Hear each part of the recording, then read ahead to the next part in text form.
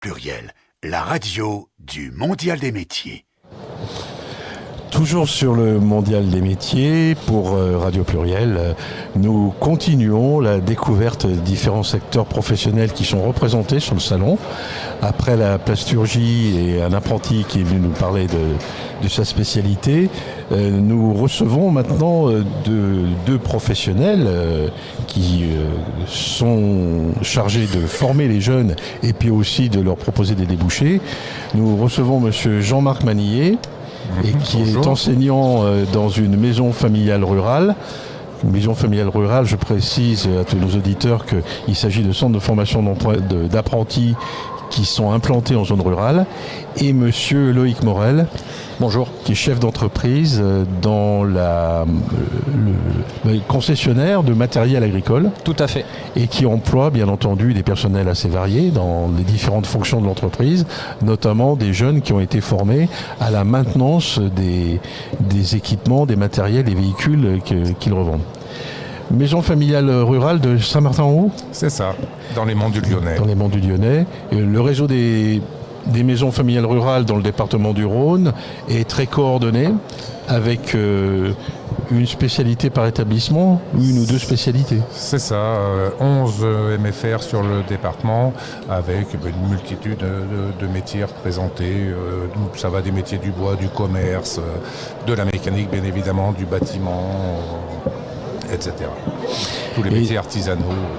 Dans votre MFR, il y a deux grandes activités, deux secteurs d'activité ou deux spécialités qui sont la mécanique auto et la maintenance des engins, donc de matériel agricole, de travaux publics, d'espaces verts et de manutention.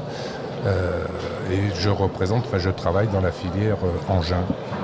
Il y a un point commun, entre les deux, il y a des parties qui sont similaires, les moteurs et des carrosseries. Nous ne faisons que de la mécanique, donc la carrosserie, on ne sait pas faire. C'est pas pour nous. Et par contre, après, effectivement, dans les quatre métiers de la maintenance, il y a plein de points communs qui sont effectivement moteur, électricité, hydraulique, électronique, multiplexage, etc. Le recrutement se fait sur la zone qui est proche de la MFR. Ce sont des jeunes qui viennent des Monts du Lyonnais ou de la Loire, non ? On est plus large que ça. On est sud-Ardèche jusqu'en Saône-et-Loire et à l'horizontale du Puy-de-Dôme à l'Haute-Savoie. Toute la région Rhône-Alpes aura... Vous n'avez pas de difficulté à remplir vos promotions chaque année ? Non, pas vraiment.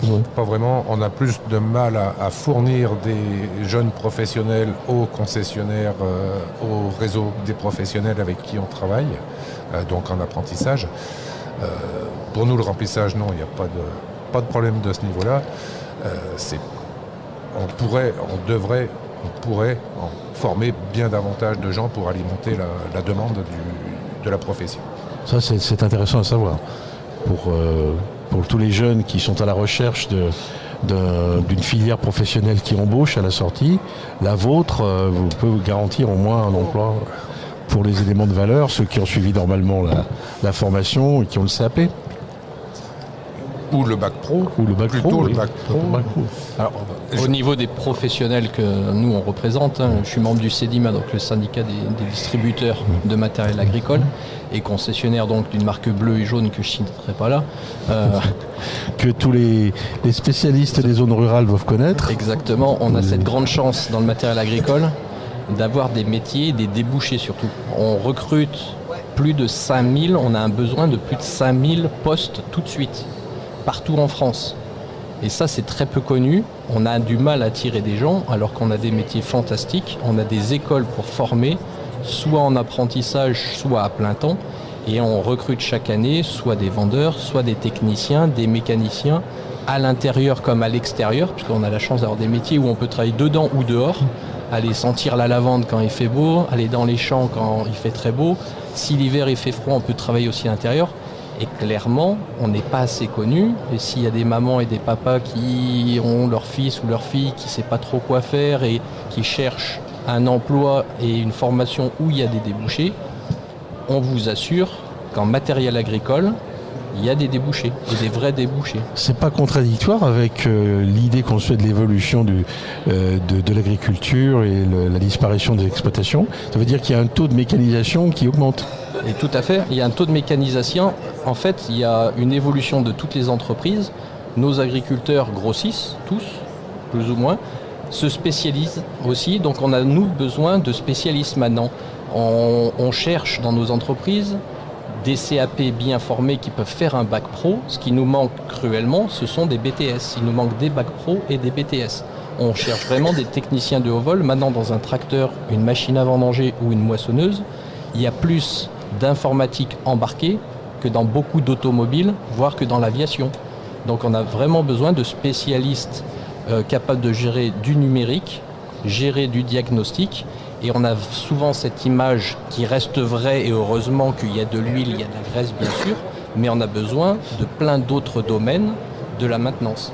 Et c'est là où, encore une fois, s'il y a des gens qui cherchent des débouchés, qui habitent en ville, qui ont envie de venir à la campagne, où nos campagnes sont très belles, il y a de l'emploi dans nos campagnes. La chance qu'on a, on a des agriculteurs de partout en France, du nord au sud, de l'est à l'ouest, on a des agriculteurs de partout qui ont besoin de maintenance de leur matériel, que ce soit en vigne, en arbo, en grande culture ou en élevage. Il y a besoin, ou en salle de traite, on a besoin de gens pour réparer et qui interviennent souvent chez les clients. Donc ça, c'est une chance. Il n'y a pas un mécano chez nous qui nous dit « mon métier, c'est de la routine ». Il n'y a pas de routine dans nos métiers.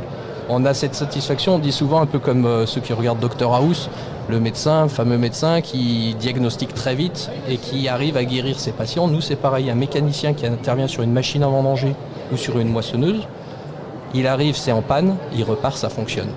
Quelle plus grande satisfaction dans un métier que de pouvoir réparer quelque chose et que le client derrière est satisfait puisqu'il peut continuer à travailler. Et c'est ça notre challenge en tant que concessionnaire. Un matériel qui ne fonctionne plus, on doit le rendre fonctionnel parce que derrière, un agriculteur attend pour pouvoir travailler.